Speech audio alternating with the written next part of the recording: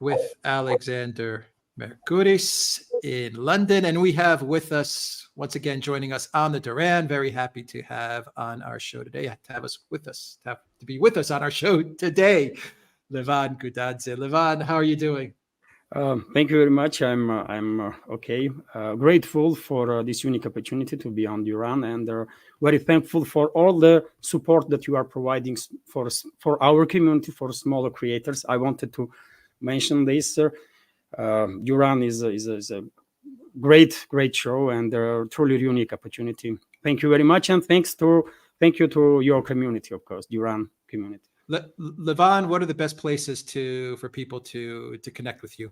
I have your YouTube channel, the description box down below. I know that you're also on Rumble, Telegram, Twitter. Yes, Levan Gudadze on Patreon. Patreon, yes, also. Okay. Levan Gudadze opinion, that's name basically almost everywhere. Okay. I will have all those links as a pinned comment when the live stream is over, and I have the YouTube channel in the description box down below as well, and I will have all the other links in the description box as well, so you can follow Levan's excellent work and analysis on geopolitics. Let's say a quick hello to everyone that is watching us on Odyssey, on Rockfin, and Rumble. How's everyone doing on the Rumble chat? And everyone that is watching us on the Duran.locals.com. A big hello to the Duran community. A big hello to everyone that is watching us on YouTube. A big hello and a big thank you to our YouTube moderators. Valies, Zarael is in the house. And I think that is it for today. It'll be Zarael, Valies, and myself moderating this chat. Thank you very much, Zarael and Valies, for all you do. And Alexander, Levan, we got a lot of news to discuss. So let's talk a bit about Project Ukraine. Maybe we can talk about what's going on in Georgia as well, since we have Levan with us today. So Alexander, Levan, let's begin. Indeed, let us, because lots going on. And of course, the two conflicts, the one in Georgia and the one in Ukraine, are interconnected, at least if you follow the Western media. They seem to be considering, they link them together. They say that it's Russian imperialism in relation to both of them. Of course, they don't want to look at any internal issues that might involve or concern or affect either of these two countries. But that's where we are. I suggest, Levan, that we begin with Ukraine, but we do need to get to Georgia eventually. But let's begin with Ukraine. We've had now a situation where the Russians have been advancing steadily for something like, I think, 10 months. I mean, they began their advance in October. In February, in December, they captured Marinka. In February, they captured Bakhmut. The last few days, they appear to have captured the core part of Krasnogorovka. They're attacking in all kinds of other places. The Western media is beginning to wake up to the fact that there are these Russian advances, that they're discounting. They're trying, I think, to sort of play down their significance, and they're not reporting it very much. But we're starting to get rather interesting articles begin to appear. So the day before yesterday, there was an article by a man called Gideon Rachman in the Financial Times, very well connected, very well informed journalist in the United Kingdom. And he seemed to broach finally the possibility of negotiations to end the war. And he made I thought, astonishing admission that Western governments and the Ukrainian government itself now understand that Ukraine will not be able to recapture its lost territories. So that was on the Financial Times, but it was an opinion article. Then the day after, and I don't think this is chance, another article appeared in the German newspaper Die Welt, very well-connected newspaper in Germany, doesn't have an enormous circulation, but it's connected in some way to the CDU, the German CDU, big party in Germany, biggest party in Germany, in fact, and the primary government party in Germany. And they said essentially the same thing, that in Brussels, it's widely accepted and understood that Ukraine will not recover its lost territories, and that they expect the war to continue for 6 to 9 months. They believe that after that time, we will have negotiations.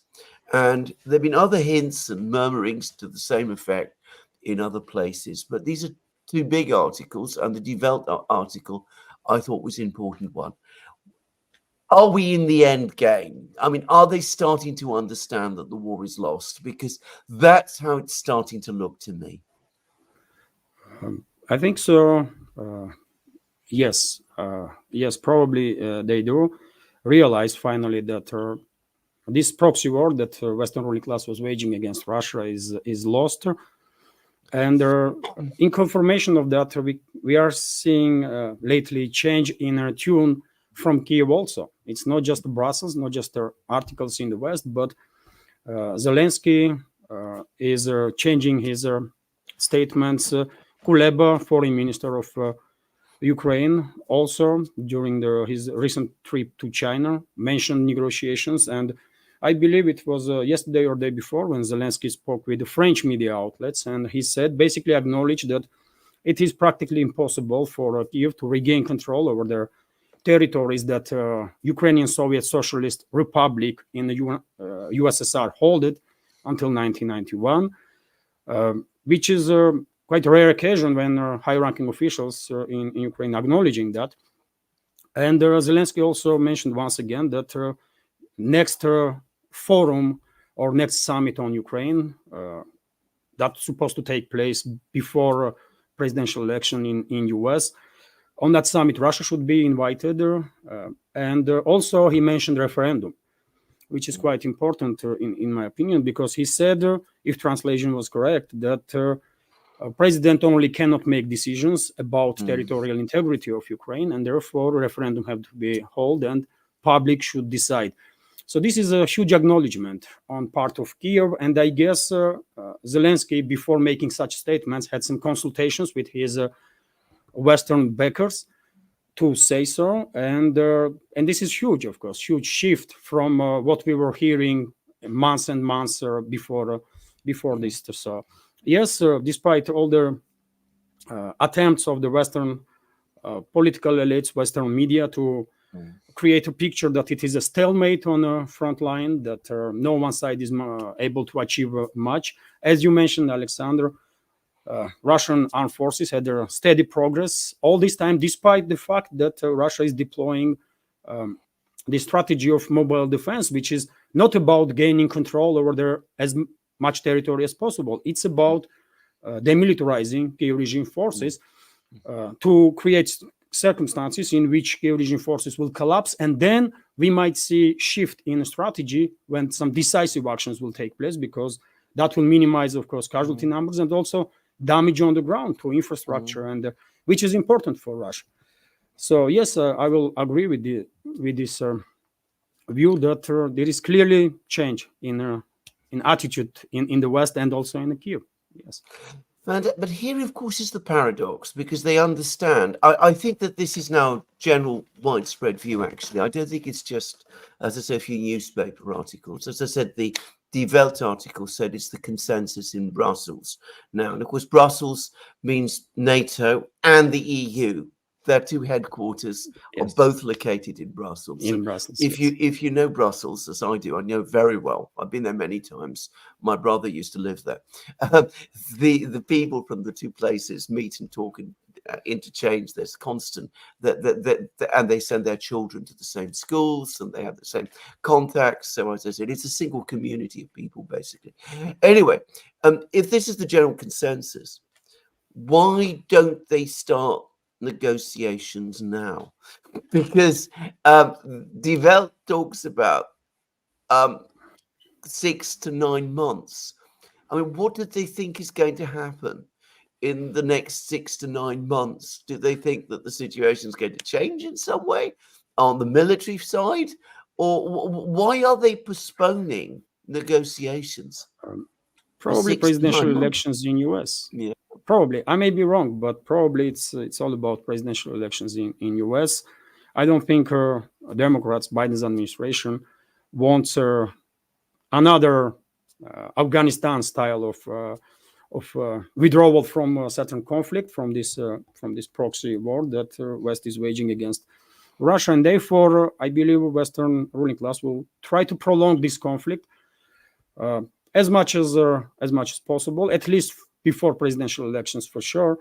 And therefore, we are receiving information now that F-16s, for example, being deployed, which is a clearly next stage of escalation. Although, of course, F-16 is not going to change much on the battlefield, but it is escalation. And I'm afraid Washington will try to prolong this conflict exactly for this reason, just to pass over these presidential elections, and then new administration will see what they can do, how to withdraw from this conflict without huge debacle, let's say, or huge losses in terms of reputation. Although worldwide, on world stage, I don't think Biden's administration has any credibility at all at this point.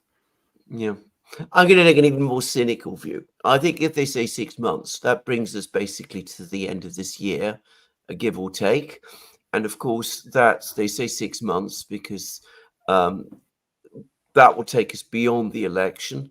But if Trump wins and there's a collapse and we have to start negotiations in 6 months' time, we blame it on him. If we're talking about 9 months, that takes us to the inauguration of the new president. And if Kamala wins, well, then it's her problem and no longer Biden's. So I think this is really what this is about. I think it's as cynical and as straightforward as that. It is entirely, I think you're absolutely right, Levan. It is entirely dictated by the American political timetable. And of course, the tragedy of it is that people die in the meantime. Yes. I mean, the fighting goes on. People are dying in order to spare embarrassments, even greater embarrassments for one particular party and its current president in the United States. That's what I think. That's my own. And in addition, I will say that just recently, Abdi Alaudin, head of Akhbat Special Forces and high-ranking official in Russian Defense Ministry, also said that this conflict very well might end before end of 2024. Sorry. Yeah. And he, being high-ranking official, of course, knows much better situation on the ground than I can know. So, yes, that's also a point. And I agree with you completely. Yes, that's.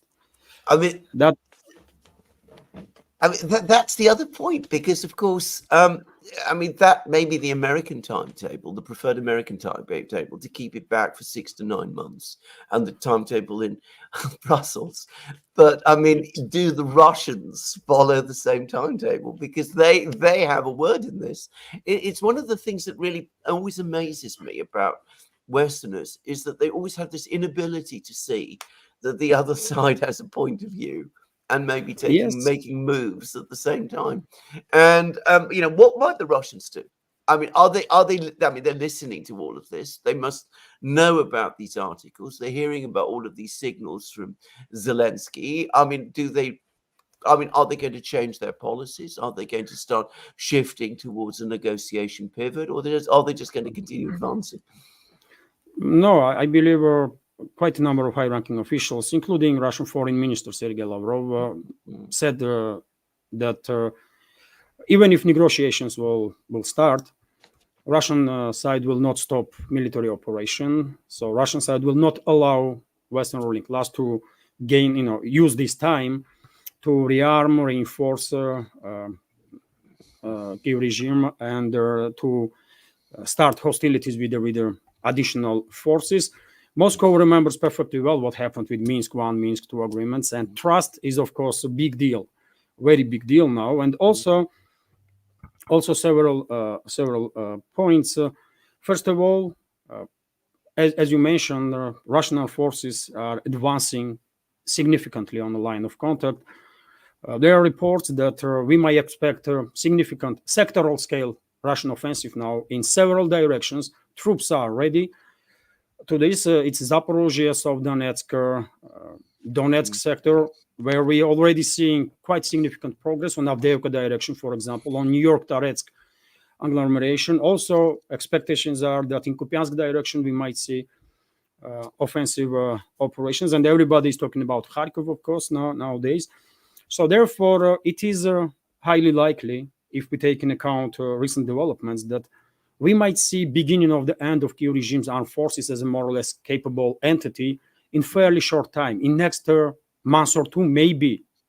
I'm not military expert, but I see that Kyiv regime forces cannot hold to defense lines whenever Russian troops are increasing pressure. And this is nowhere more visible than in Avdiivka direction, when we almost on a daily basis have reports about Russian control over this settlement and that settlement, and this is happening constantly. So, as you mentioned, of course, Washington may have its own plans, but Moscow is acting based on its own interests, its own vision of the reality on the ground. And also, another point is that Moscow was quite clear about point of legitimacy. When it comes to negotiations, Moscow was very clear that Zelensky is not seen in Moscow as a legit leader of the Ukraine, and therefore door is open for negotiations. So I believe at this point one may even argue that recent statement of Russian president when he announced this roadmap basically towards peace is still open. This generous, in my opinion, proposal. But question is about legitimacy. Who will negotiate from side of Kiev, and who will sign agreements if there will be any? And until Kiev or Western backers of the Kiev will resolve this issue, Moscow going to find it difficult to enter any meaningful negotiations at all. That's also I completely agree. And that, of course, then brings us back to the next point, because, of course, if we do see a collapse on the part of the Ukrainian military over the next 2 or 3 months, in other words, in the run-up to the presidential elections in November, if it turns out that the West and the United States does not have the 6 to 9 month runway that they hope they do, what do they do? I mean, do they have any plan up their sleeve? I think you're absolutely right, by the way. I mean, I'm getting the sense that the Russian military is building up its forces all the time. I mean, I don't know whether you saw it, but General Syrskyi, who is the Ukrainian commander, gave an interview to The Guardian, which I think has been widely misunderstood, including by The Guardian. I think it's basically telling them that, you know, we can't win this. I mean, you know, the other side is huge, and it's getting huger. We're getting bigger all the time. This is what we're up against. We can't possibly win against it. It was his attempt basically to educate them and make them understand that, you know, this is a critical situation. Now, you know, what do they do? You've talked about the F-16s. There's been lots of murmurings and rumors and talk about allowing missile strikes by the Ukrainians deep inside Russia, that kind of escalation. The instinct I've always felt is to escalate. I mean, will they escalate, or will they decide, my God, this is all going to pieces. We need to negotiate fast. What do you think the West is going to do in this position? I'm afraid you are absolutely correct, and the Western ruling class will escalate. They have no reverse gear. They're not going to de-escalate. And the F-16s, it's one way. Also, recently there was reports about deployment of significant number of military equipment from Germany to Poland, for example. It's like 70 tanks, 150 infantry fighting vehicles. I guess eventually maybe this equipment will end up in hands of Kyiv regime. I'm afraid Western backers of Kyiv may demand from Zelensky to lower mobilization age, and there is already a draft bill in a state, rather, in Ukrainian parliament to lower mobilization age up to 18 years, so that if they will pass this bill, they will be able to forcefully mobilize even more people, teenagers even. And also, I'm afraid because Kyiv regime or Western ruling class didn't manage to isolate Russia, didn't manage to beat Russia militarily, politically, I'm afraid they're going to resolve into terrorism activity, and I think Russian security services are now very much focused exactly on this direction, because what else they're gonna do? They cannot beat Russia militarily, and I'm afraid they will use some extreme radical groups to start campaign of terror inside Russia. I hope Russian security services are ready for this possibility. Do you think this is what that telephone call from Belousov to US Defense Secretary Lloyd Austin was all about? There's lots of stories and discussions about what that was all about, because the New York Times tells us that, Belousov said, the Ukrainians are about to do something absolutely crazy. Are you involved? And the Americans said, no, we're not involved. And we agreed this is crazy. And that they tell the Ukrainians to back off. But I mean, do you believe the American side of this? And do you think that this is, I mean, the terrorist thing that is what this is all about, basically? I think this conversation between Belousov and Lloyd Austin happened shortly after this attack and strike on Crimean beach, when a huge number of people were injured and 4 civilians were killed. And I think probably Belousov was very clear in a message that Russia will not tolerate any longer appearance of these intelligence drones of NATO over the Black Sea that are, according to some reports, actively participating in coordinating these strikes with long-range weapon systems, ATACMS, HIMARS, Scalp-EG. And probably, I saw that article that you mentioned, probably they also spoke about terrorist activity of the Kiev, and probably strong warnings were issued, because if something like Crocus City Hall tragedy happens again, I'm afraid Moscow will find itself in a corner when some extreme measures have to be taken. And I guess, at least it seems like Pentagon listened to whatever warnings were issued by the Russian side. Belousov, and also little shortly before that, I believe ambassador of US was summoned into embassy, and according to some reports, very strong warnings were issued there also. So yes, I guess it's connected with these long-range strikes of the Kyiv regime, and also with the threats of terrorist activity of Ukraine's main intelligence directorate and their SBU, State Security Service. What would these sort of escalations actually achieve? I mean, missile strikes deep inside Russia, terrorist activities inside Russia. That's not going to make the Russians want to negotiate. It's going to make them angry. I mean, that's what I would have thought. It's not going to solve the problem if Ukraine's front lines start to collapse. It's going to increase the determination of the Russians to make the front lines collapse. So, I mean, but you've been following the media in the West. You've been keeping an eye on what the Russians are thinking. I mean, do the Russians sense that, I mean, because you're in Moscow, do the Russians feel that they're dealing with logical, rational people on the Western side? Because I sometimes wonder about that myself. No, that's the point, that if you conduct some study, just go on the street and ask first 100 people what they think.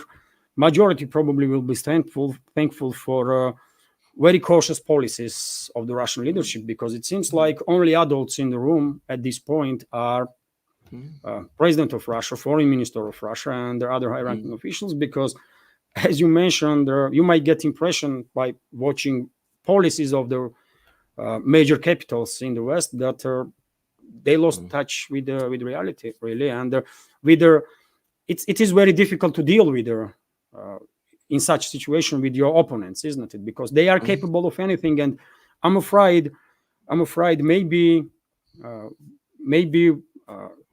one of the directions of the Western political elites is to force Russia to use some extreme force. I'm afraid that may be also a reasoning behind these recent escalations, like F-16s, or something else may also happen in coming days to force Russia to use some extreme force, which will be then used as additional fuel to further demonize Russia, to further antagonize people, public in the West. That look, I mean, we are fighting with this evil force and that kind of stuff. So maybe they want to corner Russian leadership, basically, with their terrorist attacks, with deep strikes, to force Moscow to use some extreme force. And after all, at some point, I'm afraid Moscow may end up in such situation when they are dealing with these reckless opponents from, in my opinion, from the Western side. And for example, and Moscow was issuing quite a number of warnings, isn't it? And for example, yesterday, third stage of non-nuclear exercises began in Russia. This is, I believe, the first time since the collapse of Soviet Union when Russian armed forces conducting these multiple stage military drills on deployment of non-strategical nuclear weapons, which is on its own supposed to be warning, but maybe this is exactly what Western ruling class wants, to corner Russian leadership, and to force to use this extreme force. I'm afraid it's not going to happen, but I mean, if you take a look at the policies of the West, this constant escalation, then I don't know what else they want to achieve, really, because it's nonsensical. They already lost. It don't take a genius to realize that Western ruling class already lost this proxy war against Russia. That's how I see it. Is there anyone in Russia? I mean, I happen to know there is, but what is the feeling in Russia at the moment about this war? I mean, I'm not talking about the political class. I mean, the general public in Russia. The sense that I'm getting is that most Russians have now also come to the view that the war is about to be, is going to be won, and that their army is going to win, and that there's, quite confidence about this. Anatol Levan has done an article recently talking about the very calm atmosphere that he found in Moscow. I've heard other people say the same, that the mood is very calm, very confident. Is there, though, much discussion about the war? Do people in Russia talk about, large numbers of casualties? Do you see people, with, missing limbs in the streets and that kind of thing? Is there visible sign of damage from the war, that kind of thing? I mean, what is the picture in Russia at the present time amongst the wider population? Public here had never doubt that Russia will win this conflict, not even for a second. That's first of all. And of course, if special military operation is in the conversation, 100%. People are talking about it because almost it's hundreds of thousands of military personnel was involved and are involved in this operation. So therefore, everybody has a relative or knows someone who, one way or another, participated in this conflict, including me, myself. Two of my relatives participated in this special military operation. One was wounded, both survived. So yes, it is in a conversation, but there is no doubts that Russia is winning this conflict. Although I have to notice that people, if you conduct yet again study, people will tell you that this is not the conflict between Russia and Ukraine. This is conflict between Russia and NATO. This is the attitude also. You will find this attitude in majority, and therefore, time frame of this conflict does not comes up as a number one topic, because when you're realizing that you are in conflict with not just one, not just two, but dozens of countries that are NATO member states, and all of them are providing Ukraine as their proxy with money, with weapons, you realize that this conflict not going to end in a month or 2 months' time. So therefore, public is confident, 100%. Rating of Russian leader, President Putin, is record high, and it stays on high numbers since the special military operation began, because of the realization that it's a proxy war that West is waging against Russia. You asked me about consequences of this conflict. If you see on the streets, people with lost hands, or Unfortunately, sometime you do. I clearly noticed this a few times. But yet again, situation is this is unfortunate, of course, but this is a large-scale, high-intensity conflict. But yet again, there is no panic in society. Society is standing strong, basically, and are in support of Russian military. So, and situation is really calm. If you are visiting Russia for a short time, you may not even realize that Russia is involved in this high-intensity conflict. That's objective reality. Because I'm going to tell you straight away that there is a line of thought in the West, and you see it reflected in the media. I mean, there was an article again the other day by a very well-known, very well-connected British journalist called Roger Boys, who basically said was, yes, the Russians are advancing, they're gaining ground all the time, but we can still force them into negotiations on, our terms, because their casualty rate is so high. They're losing 1,000 men a day, and the result is that the population simply can't absorb this much longer, and that Russia is reaching its breaking point. I mean, I mean, we have any comment to make about that? But I mean, there was an article, literally. I mean, that was its basic line in the Times, and it said, we've got a time window, because he admitted that by the time Biden leaves, the mood will change, and that there won't be so much support for the war in the West. But he said, until then, we got to escalate. We got to do everything we possibly can to increase the casualty rate even further, because if we do that, the Russians will crack. I mean, is there any basis for that in your view? No, absolutely not. It's total nonsense. I cannot take that kind of statement seriously. It's just, I mean, it's nonsense. What I can comment on that? It has nothing to do with the objective reality. Unfortunately, of course, casualty numbers are high. This is high intensity conflict.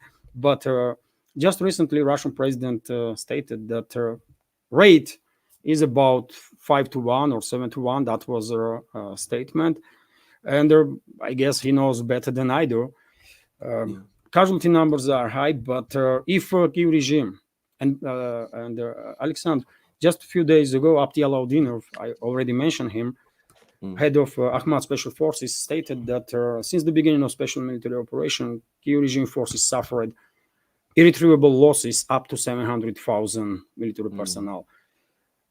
We can take this statement with a pinch of salt.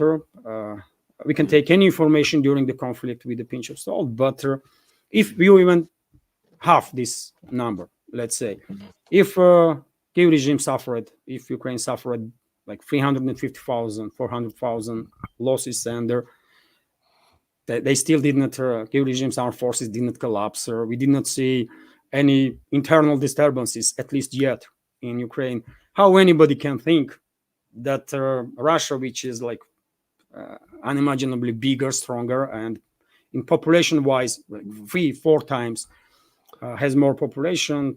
How can anybody say that if Ukraine is withstanding this pressure, but Russia going to collapse tomorrow or day after?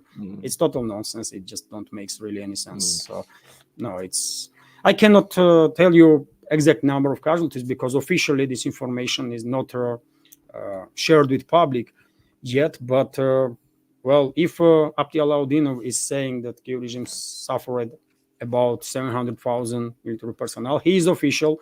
Russian president said their casualty rate is about 1-5 or 1-7. Then one may do some math and imagine approximate level of casualties on Russian side. But yet again, I cannot say exact number, because I just don't know. Nobody in public knows. What would the Russian public feel about negotiations if we found ourselves in a situation in a couple of months where the Ukrainians are coming and saying, look, we want to negotiate, and the official position of the Russian government is, if the Ukrainians want to talk, we will talk with them. And if that happens, if we actually get into a situation where the two sides sit down and start negotiations, how will the Russian people feel about this? Will they be angry? Will they be happy? Will they trust their government to negotiate? effectively? Will it sow mistrust? What will be the response, in your opinion? I myself was thinking about this question quite a number of times, and I guess many people in Russia, I don't have stats, but I guess many people will have a same reading of the big picture. If negotiations will start now and conflict will end based on a recent, quite generous, in my opinion, peace proposal of Russian president, which is Kiev is withdrawing forces from new Russian regions. And once this withdrawal starts, Russia is ceasing hostilities. There will be no military operations after that, and meaningful negotiations will start. Kiev has to recognize Russian sovereignty over their new regions: Sevastopol, Crimea, Kherson, Zaporozhye, DPR, LPR. And there was a number of steps after that also. If this roadmap will be implemented, let's say, I think significant number, I'm not going to say majority, but I think significant number of public here will be a bit upset, because many expecting that entire southern eastern Ukraine will be liberated from Kiev, from Kharkiv to Odessa region. For many people, this is very important. But yet again, I already mentioned that Russian president has huge support, huge approval rating, and even though public will be a bit disappointed that from Kharkiv to Odessa would not be liberated, in that case, they will support whatever decision will be made, because after all, that will mean end of hostilities, which is, who's going to be against ending this conflict? But I believe public is expecting Russian forces to liberate from Kharkiv to Odessa. Kharkiv, Dnipropetrovsk region, Zaporozhye region entirely, and Odessa region, up till border of the Transnistria. That's the expectation in Russia, at least, I believe. So, it all depends. Whatever decision will be made by Moscow, I think public will be in large support, even if they are not happy that under certain circumstances, let's say if a president's recent initiative will be implemented, Kharkov and Odessa will stay as a part of Ukraine, maybe as some sort of autonomies or something, to make sure that rights of the Russian speakers there will be protected. But in general, this is my understanding, that public is expecting from Kharkiv to Odessa, but whatever decision will be made, the Russian president will have support of the public. What about the last point, which I often come across in the West now, which is that Russia can get all the territory that it has, but it must agree, as in any deal, that Ukraine continues to have the right to join NATO. This is what Gideon Ratman said in that article I was talking about, that that insisting that Ukraine won't join NATO is a maximalist demand. That's what he called it. And that Russia, if it wants peace in Ukraine, must give it up. It can have its territory, but it must agree to allow Ukraine enter NATO. Is there any way you think that the Russians will agree to that? No. Just in my personal opinion, I believe modern Ukraine is destined to undergo full-scale disintegration. And in my reading of the big picture, most likely Western Ukraine at some point and will end up under NATO control, Western Ukraine. The rest of the Ukraine, with the exception of Kiev and surrounding areas, may remain as a Ukraine, as a state on the political map, but rest of the territory will be controlled by Russia. And Moscow was very clear that whatever will remain from modern Ukraine on the political map should be neutral.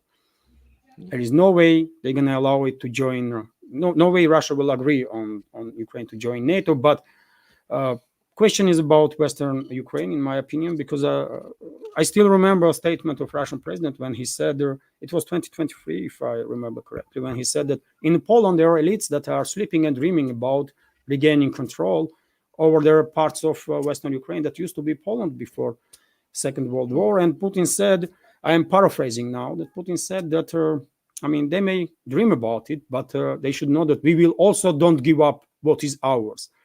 question is what Putin meant under ours, from Kharkov to Odessa or Kiev also. That's a question for me personally. But Western Ukraine, theoretically, yes, may join NATO. And probably in that case, that means that Poland, Hungary, and Romania will have claims on those territories in the West. And Kiev and surrounding areas may maintain statehood, some sort of, on the political map. Rest of the Ukraine most likely will be controlled by Russian Federation, and eventually through referendums and there are some legal steps will join Russian Federation, as new regions did. That's my understanding of the. Yeah, I think you're essentially right. By the way, shall we move on to discuss Georgia, because there's a huge amount of commentary and discussion in the West about Georgia. The U.S. government is making one comment and very menacing statement about Georgia after the other. They were very, very angry about the NGO law, the foreign agents law that Georgia passed. There's lots of talk about Georgia backsliding, falling under Russian control, copying its law from Russia. And of course, we have elections coming up in Georgia very soon, Yes, and likely protests and all that kind of thing.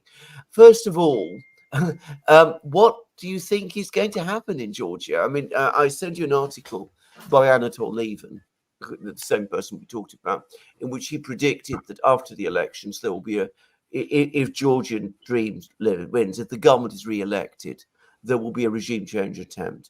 I mean, do you think that's true? Do you think that's what's going to happen? And how popular actually is the government? I mean, is it likely to win the election, in your opinion? yes, unfortunately, it's almost inevitable that after 26 October parliamentary elections in Georgia, there will be disturbances and attempt to overthrow government. I'm 100% convinced in that. And not because opposition is popular in Georgia. Current ruling party, despite some criticism of it, I have relatives in Georgia. I speak to Georgians just all the time. I am myself originally from Georgia, so I know this republic quite well.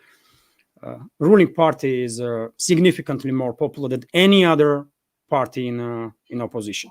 And what usually happens when Western ruling elites are getting involved in internal policies of the countries, they break out parties into like several, 3, 4, 5, then create some blocks from these parties and pretend that entire opposition is united to achieve this and achieve that. That's a strategy that we see time after time after time in many countries. And unfortunately, very same has happened in Georgia. And these so-called opposition parties, if you dig in their history, you will find out that founders, almost all of them are associated with Saakashvili and his government during his reign. And Saakashvili, of course, was a president of Georgia at the time. And he came to power as a color revolution. So unfortunately, yes, it is highly probable that after parliamentary elections, there will be disturbances in Georgia, and Washington will try to overthrow government, because I don't think Western ruling class is happy with the 90% client states or 95% client states. They want 100% control, and current government of Georgia clearly demonstrates that they have a will to base their foreign policies and internal policies on national interest, as they see it. That's why this law about foreign agents were passed recently. And after all, Prime Minister of Georgia, Irakli Kobakhidze, several times in publicly was making statements that U.S. already tried in 2022 and 2023 to finance and organize regime change. And I'm afraid nothing has changed since then. And one should keep in mind that current president of Georgia, Salome Zurabishvili, is also, I will say, asset of the West. She is actively criticizing government. Georgia is a parliamentary republic, and the majority of powers are in the hands of prime minister and government. But still, Georgia's president is highly criticizing, and already they've been reports that president of Georgia may even not recognize results of the elections. And we all know how this color revolution starts. There are elections, the so-called opposition is not recognizing results.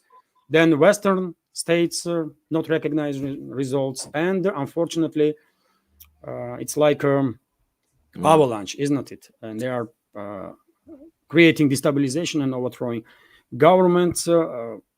Relatively recently, security services of Georgia made statements about groups inside of Georgia and outside of Georgia. And when they say outside, they named Ukraine. But of course, behind Ukraine, we may also see certain states and institutions in those states.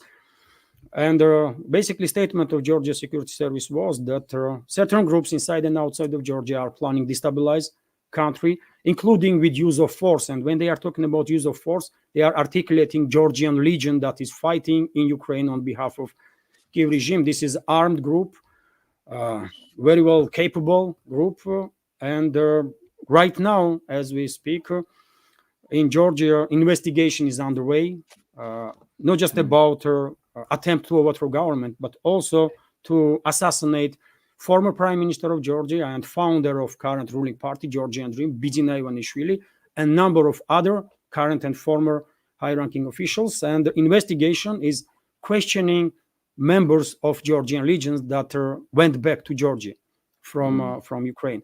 So threat, I'm afraid, is very real, and Georgian government needs to take all their necessary measures to protect society, to protect public and the republic itself. Otherwise, they have very strong enemies, and after all, they are free letter agencies in the US, isn't it, that are professionals in overthrowing governments, or at least used to be, because they are trying now in Venezuela, and at least for now they are a bit unsuccessful.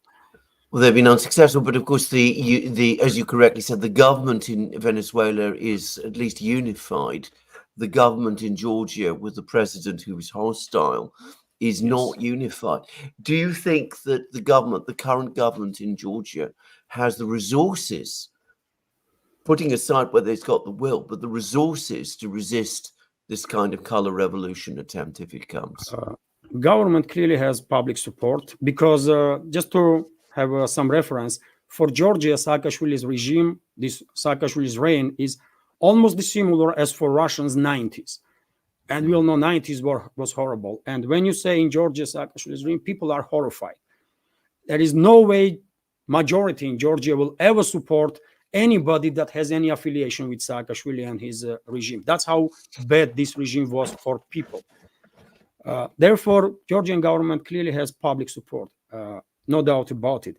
But when it comes to unity in a government, well, that's a big question. And I also mentioned several times in my updates that it is highly likely that certain groups in the West may have their assets inside the government of Georgia. And if this unity will break, and not just in government, but also in security forces, in defense ministry, in security services, in police, and if unity breaks, and if certain armed groups of police or armed forces will take a side of this so-called opposition, then of course risks that government in Georgia would not survive attempt of color revolution.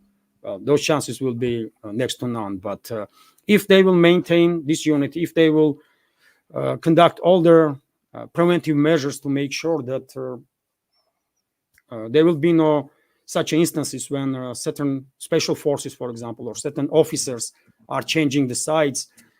If security forces stay out of politics, in that case, there is no way the so-called opposition going to manage to overthrow government. This is very clear to me, that if forces, security forces, stay out of politics, there's no way the so-called opposition will successfully conduct this regime change. One very last question. Why is the United States and the West so interested in Georgia? I asked this question, first of all, the current government of Georgia objectively is quite pro-Western already. So Yes. why do you want to overthrow it? That's the first question.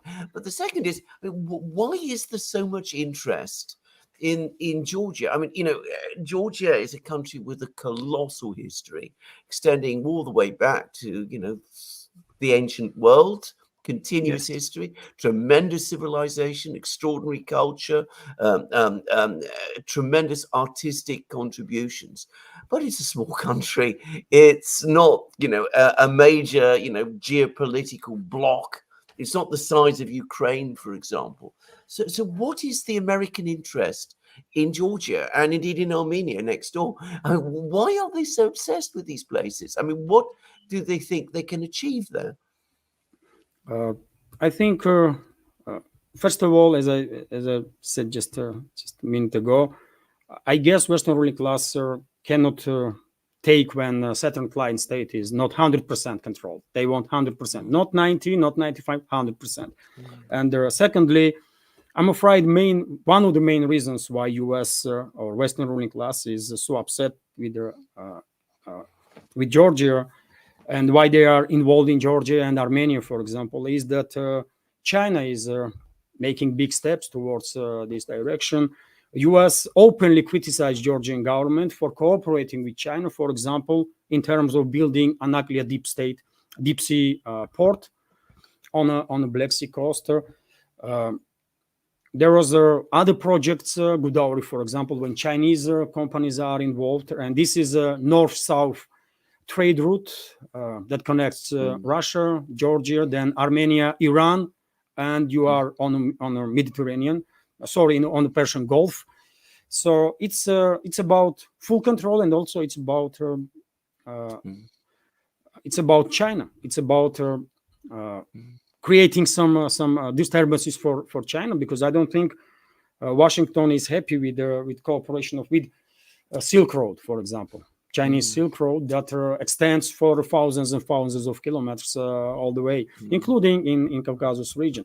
So I think this is one of the reasons why Georgia and Armenia is under this scrutiny of Washington. And also, maybe some experts are correct, and also Georgian government made quite a number of statements that there are forces in the West, in Ukraine and in the West, that want to use Georgia as a kind of second front against Russia. So it is also connected maybe with Russia to sacrifice Georgia as a kind of second front. I find it difficult to fully believe, because they would not spend so much resources in that case, because as you mentioned, Georgia is a tiny country, and it's not like Ukraine, so it cannot be used against Russia as Ukraine. Most likely, this is a competition between between US and China, between collective West and China, and they want to force China out of places that they are presented, and they are in Georgia right now. Yeah. I believe a few days ago, a representative of State Department criticized openly Georgia for cooperating with Chinese businesses in terms of this nuclear deep water ports. So probably it's all about that confrontation between West and the global South, China. We've gone over time, but I'm going to just ask one very last question, which is this. What are feelings in Georgia amongst Georgians, the Georgian population, towards Russia like nowadays? I mean, you've had hostility recently. There was the war in 2008. But, you've had a huge history going back to the 18th century and beyond, in which interactions between Georgians and Russians have been very, very close. There's a large Georgian diaspora in Russia itself. Yes. I mean, how do Georgians today feel about Russia? Is there antagonism? Are they hostile? Is there fear of Russia? What is the attitude amongst Georgians? I mean, Georgia specifically. I think public is divided among political lines in this case.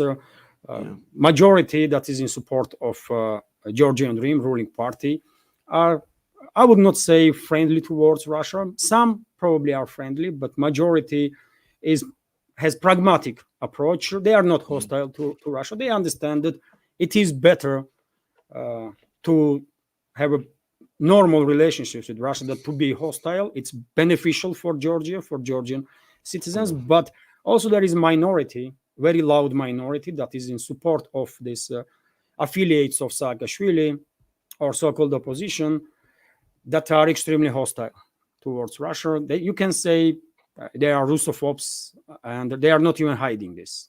They are just open Russophobes. So that's how society is divided.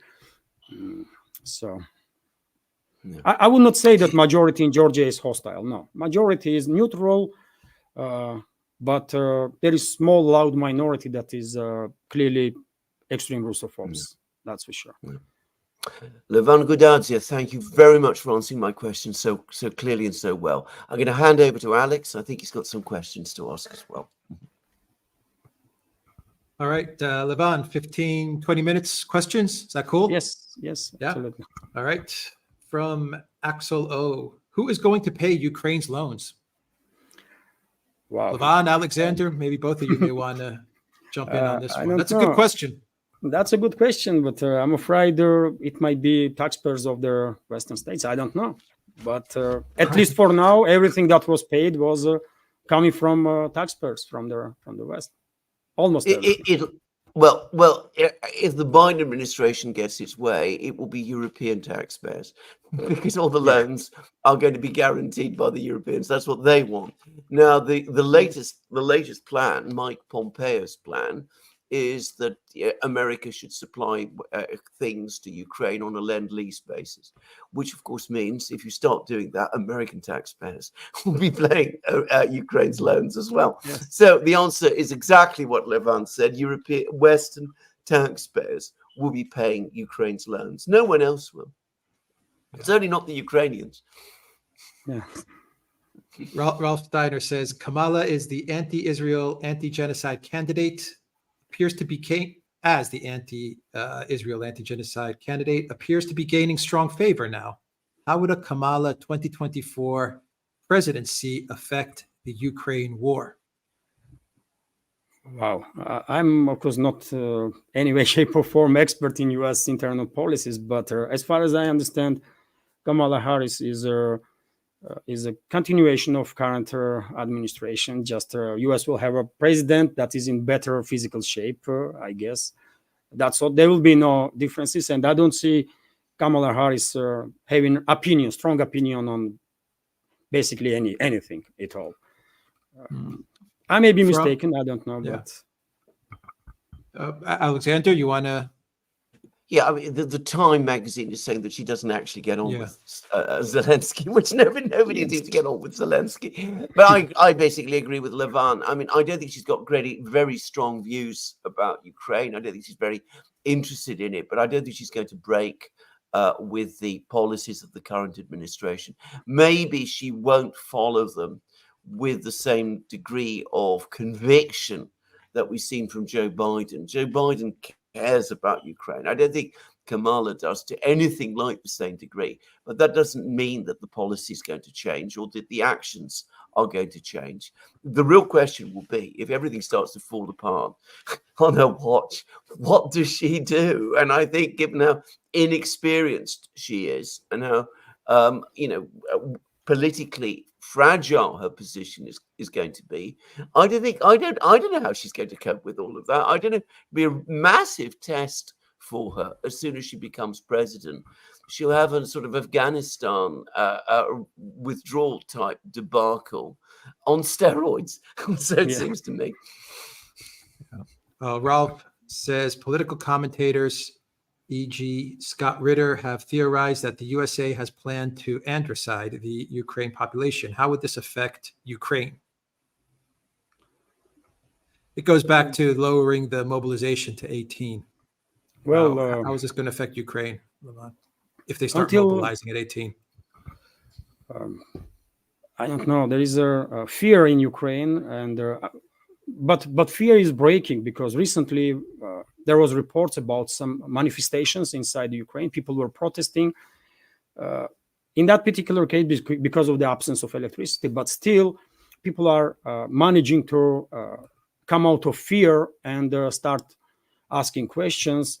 And if mobilization age will be lowered, maybe we will see some protests in Ukraine. But yet again, extremist forces in Ukraine have a strong grip, so they will deal with any protests heavy-handedly, and therefore I don't think we should expect some public outrage. Ukraine was sacrificed from 2014 basically, and I think Western ruling class will theoretically might continue this conflict until last Ukrainian. They just don't care, and unfortunately, public in Ukraine is in such a bad situation that they are just unable to protest or organize and act based on their own interests.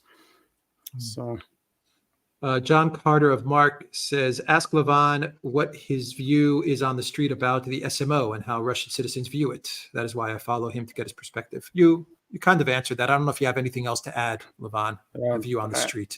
I don't know. I guess I already answered that. Yeah, I think you already answered that. Not a banned account wants to know, how soon will Putin be forced to surrender lands? Boy. Well, this is not happening. So, people, people that are under stronger influence of their propaganda of the Western ruling class, well, they're gonna find themselves in a very strange situation when finally they will see reality, which is on the ground. They're gonna be big time surprised, because it seems to me, sometimes I see comments in the comment section also when people are asking questions that I find they're difficult to understand. But there are people that truly believe that Russia is about to break and lose this conflict and that kind of stuff. And I find it difficult to have a serious conversation about that. You go to Russia and you understand Russia's not breaking. That's 1,000% sure. Yeah. DF asks, the mob liquidates weak players, witnesses after a raid. What happens to Zelensky when the lines collapse? Does the CIA liquidate Zelensky and his team? Theoretically, it is possible, but I still believe that probably if he is clever enough, he will manage to just leave Ukraine in time for Israel. I don't know. I think he will leave for Israel, but who knows? I certainly don't wish like anything that was said by commentator. I don't wish mob to take out Zelensky or something like that. But I would like to see him in the court for sure for all the crimes that he committed against Ukrainian people, first of all, against Russian people. That will be just. But I think he will run away from Ukraine for Israel at some point. From Rumble, from let's see, Ping Dogs Lie. What did Ukraine use as collateral for the aid given in the form of loans, land, public utilities? What all will the West take control of when Ukraine defaults on these loans? So what did they use as collateral?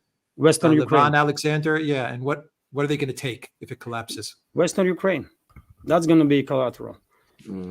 I guess BlackRock and other corporations that are heavily involved in this conflict, probably they will make sure that under whatever circumstances, even if Poland will claim some 70% of Western Ukraine, Hungary will claim Transcarpathia, Romania will claim some areas of Western Ukraine, BlackRock and all the other investors or donors of the regime, they will make sure probably they will use all the influence to receive some land, some whatever is used can be used in Western Ukraine. Rest is out of conversation, but Western Ukraine probably will be collateral. I think Levan is basically right. But I'm just going to say one thing here, which is, of course, that formally Ukraine hasn't given any real collateral at all for these loans. So what I think is going to actually happen is that the West is going to take all of those things that Levan is talking about. To a great extent, of course, they have already done so. When Ukraine collapses and when the Russians gain control, the West will say the Russians now are in occupation of Ukraine, so they are liable for these loans. And I think that we will probably see at some point at some point in the future a further attempt to go after Russia now Yes, to yes, try yes. to Of get course. these loans repaid. I mean, I don't know exactly how that's going to happen because there are all these legal problems.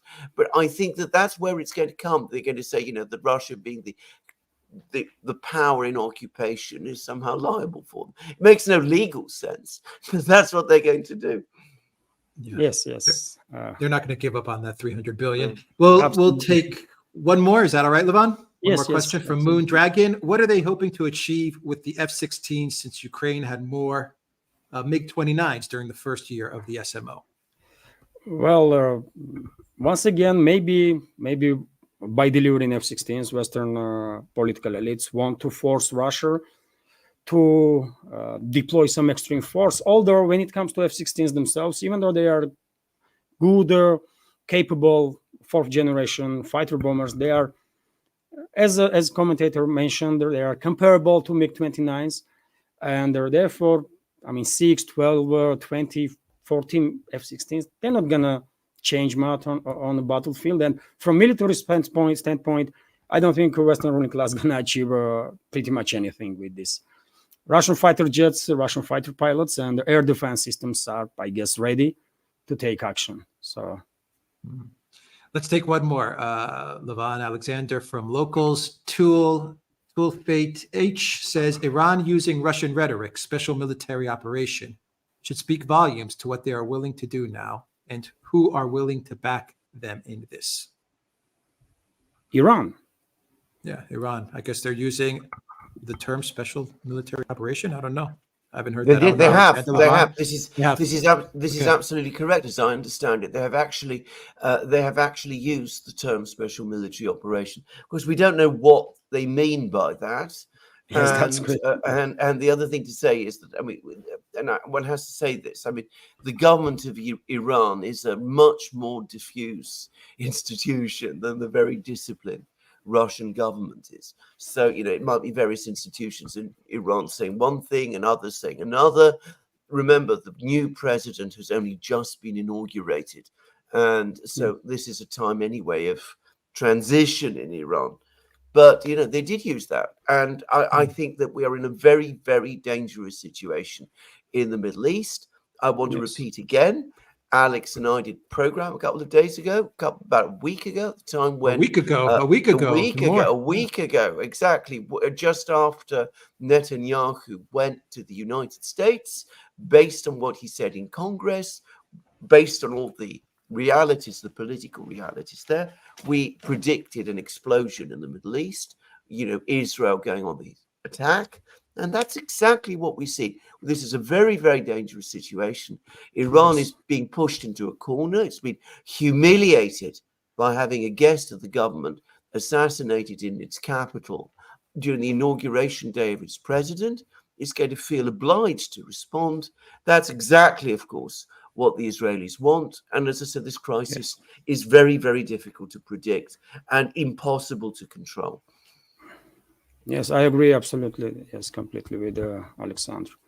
It's very dangerous situation. Let's hope world not gonna end up in yet another regional war in the Middle East. But it is very dangerous. Yes, absolutely. All right, gentlemen. On that note, not a positive note to end on, but let's see what's going to happen. On that note, Levan Gudadze, thank you very much for joining us on this live show. Once again, Levan's information is in the description box down below, and I will add all of his links as a pinned comment when the live stream wraps up. Levan, thank you very much. Thank you very much once again for this unique opportunity to speak to you, to speak to great Duran community. Extremely grateful. Thank you. We strongly recommend everyone follow Levan. He is doing amazing work. Great channel. Take care, Levan. Thank you. Thank you, Levan. All right, Alexander. Great show. Great show, absolutely. Yeah. Great show. Keep an eye on Georgia, everybody. October 26th, I think you said, are the elections? Yeah, absolutely. I think so. That's Probably right. Yes. Yeah. All right, let's answer the remaining questions. Many questions. Alexander? Absolutely. Yeah. All right. Atle is a new member of the Duran community. D-Man has has gifted Duran 5 memberships. Thank you for that. OG Wall says, good day. D-Man joins the Duran community. D-Man Jump. Thank you for joining the Duran community. Paul Walker says, off topic, but YouTube channel Knitting Orgu, another fake YT account of Alexander. Oh, dear. Alexander has a lot of fake accounts popping up.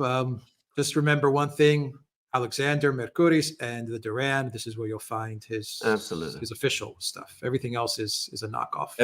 Everything is a knockoff. Everything is fake. I have nothing to do with any of it.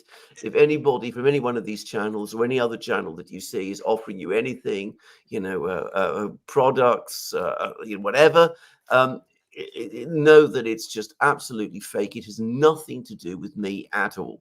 The only Alexander Mercuris channel that is a valid one is the one you all know, and is connected to the Duran. That's it.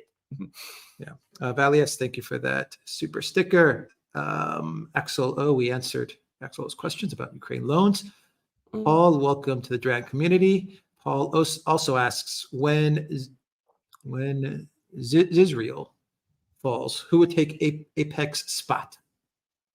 We'll have to wait and see. Someone probably will, but I mean, that's a long way into the future, so I'm not going to look that far.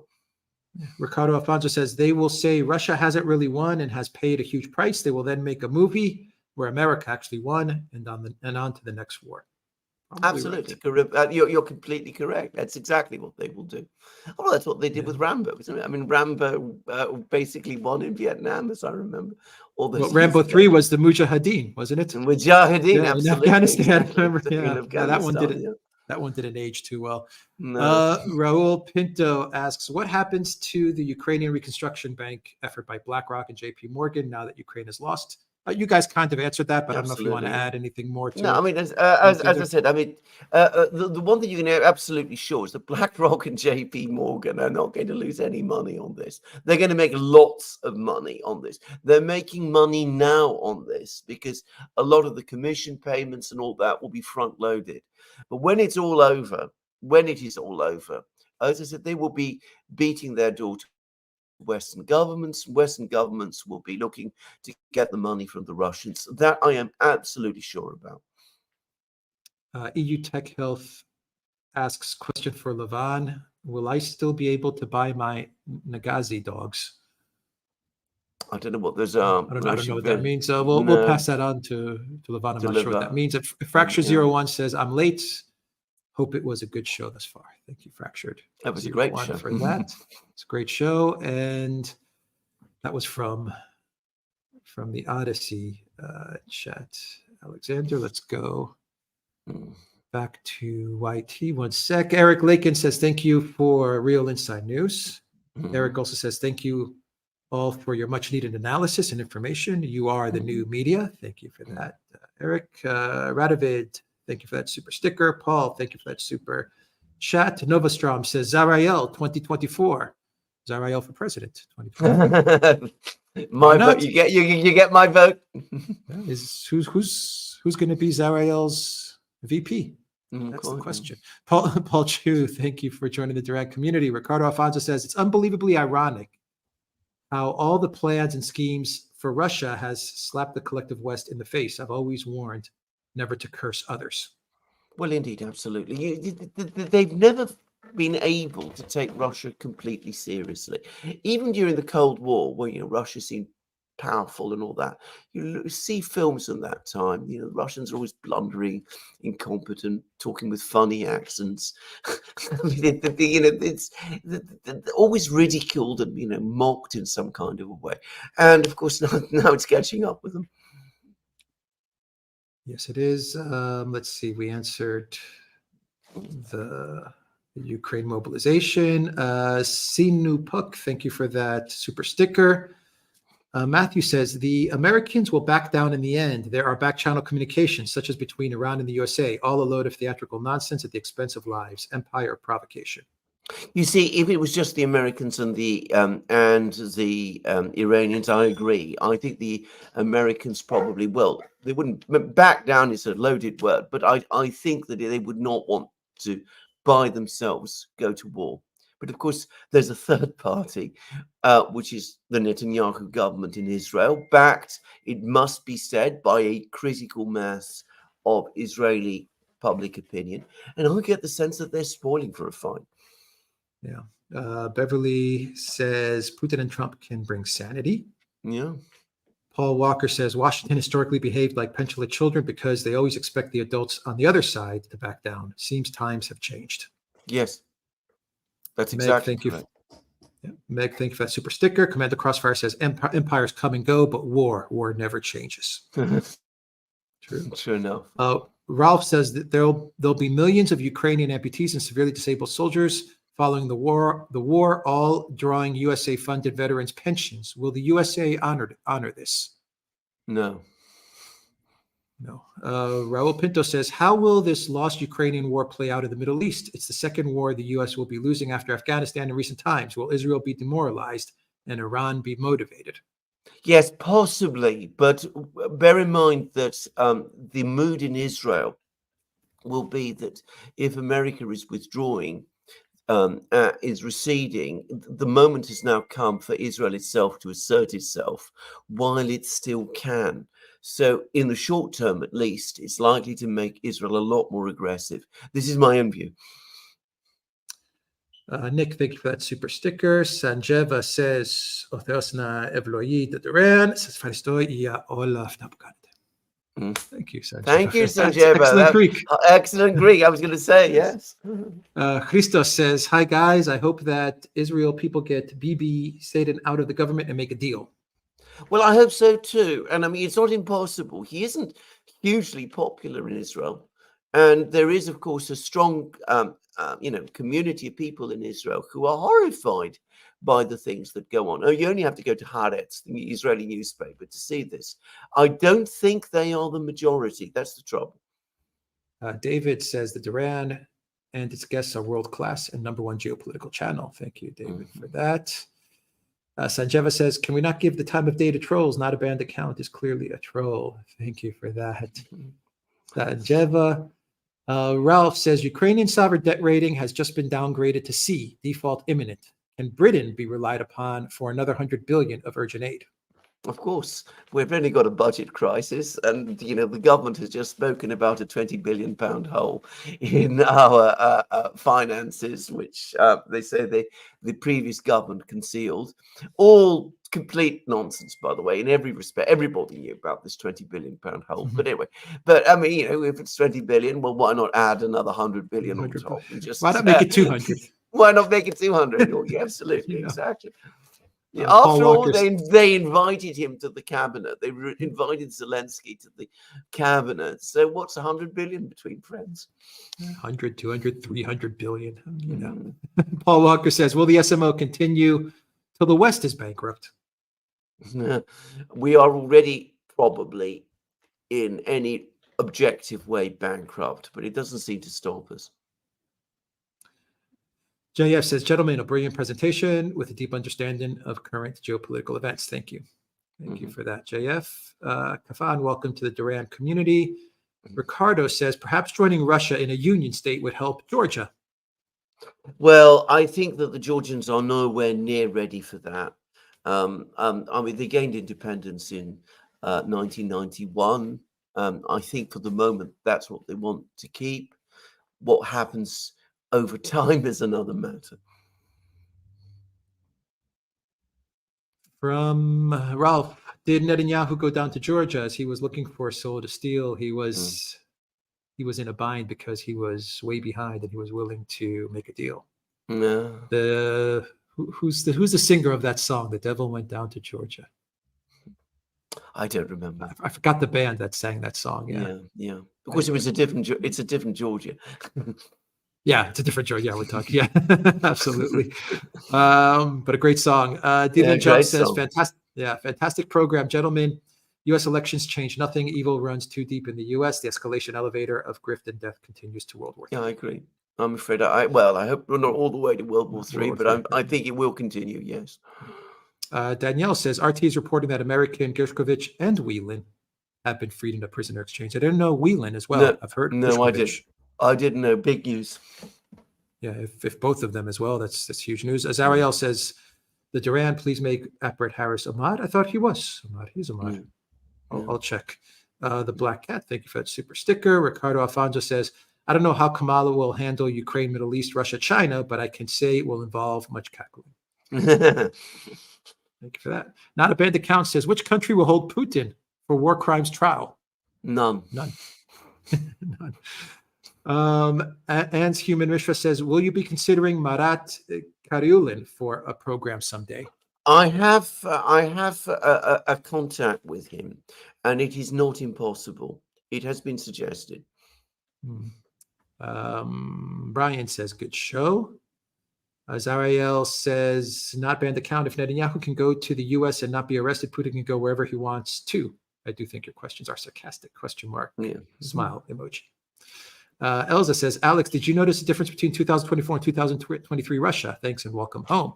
Yes, more confident. Much more confident. Also very normal. Zariel says, you guys would definitely be in my admin if it happened. Oh, thank you. That's cool. That's good to know. Zahir, thank you for that super chat. Peter says, hello from sunny Norwich, UK. Hello, Peter. And Mark P says, can't get question down to 50 words. Please see the chat. Okay, we'll see the chat to get that question, Peter. Mark. And from Amos, the biggest clown award goes to Elon Musk. Anyone recalled what he said after the coup in Bolivia in 2020? We will coup whoever we want, deal with it. Lithium mines. Thank you. Alexander, let me look for that super chat from Mark P in the chat. Any final thoughts while I look for his question? It's been a brilliant program. We are in a moment of extraordinary importance in this war in Ukraine. As I said, the West, I think they have understood that they're going to lose, but they don't know what to do in response to that. Do they try and manage it in PR terms? That might be difficult to do in Europe. In the United States, they can probably get away with it because it's far away and remote. But in Europe, it's going to be a real problem. When I was in Germany, people were I realized people were very, very well aware of the war in Ukraine. And of course, Germany is now slipping into recession again. It's only a matter of time, I think, before people start to make the connection. Mark P, can you or someone, can they put Mark's question in the chat? Because I'm scrolling, I can't find it. Sticky Mark says, Devil went down to Georgia, Raleigh Daniels band. Raleigh Daniels, yes, correct. Okay, if that question, hopefully that question comes into the chat so we can answer it. In the meantime, Alexander, let's thank everybody that was watching this live stream.